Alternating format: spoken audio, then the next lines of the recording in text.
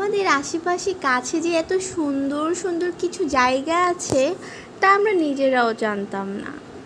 আসসালামু আলাইকুম সবাইকে, সবাই কেমন আছেন? আশা করি সবাই ভালো আছেন। আজকে আমি আপনাদেরকে নিয়ে যাব আমাদের অতি নিকটে এত সুন্দর একটি জায়গা আছে, আমরা অনেকেই জানতাম না। আমরা যারা হালি শহরের খুবই নিকটে একটি বিচ আছে, আর ওই বিচটি বড়পোল থেকে ডানে। আর যদি নিমতলা থেকে আসেন বা বন্দর থেকে আসেন তাহলে আপনাদের জন্য বামে হবে। আর বিচটিতে যেতে একেবারে ঝামেলা নাই, একটা অটোরিকশা নেবেন আর প্লেনের মতো চলে যাবেন। খুবই ইজি যাওয়াটা, আর বিচটাও খুবই সুন্দর করেছে। গত কিছুদিন আগে একেবারেই ডিফারেন্ট করে ফেলেছে, ওখানে অনেক কিছু করেছে যেটা আপনারা আমার ভিডিওতে দেখতে পারবেন। আচ্ছা আমার ভালোবাসার মানুষরা, আপনারা বলেন তো আপনাদের মধ্যে কারা কারা কার কার বিচ পছন্দ? অবশ্যই কমেন্টে জানাবেন। কিন্তু এই যে সেই কাঙ্ক্ষিত গত বছরও প্লেসটি এমন ছিল না, অনেক গিয়েছিলাম কারণ এই জায়গাটি খুবই সুন্দর একটি জায়গা, যদিও অনেকে গিয়েছেন।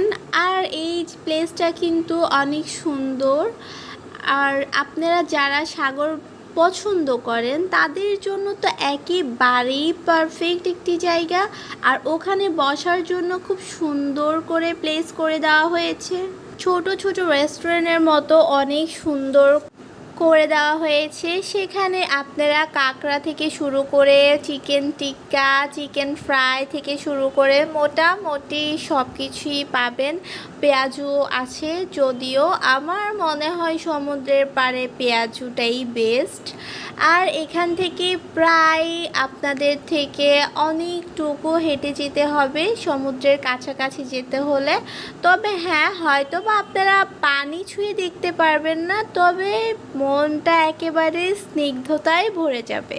এই জায়গাটিতে একসময় অনেক যাওয়া হতো, তখন এতটা সুন্দর ছিল না।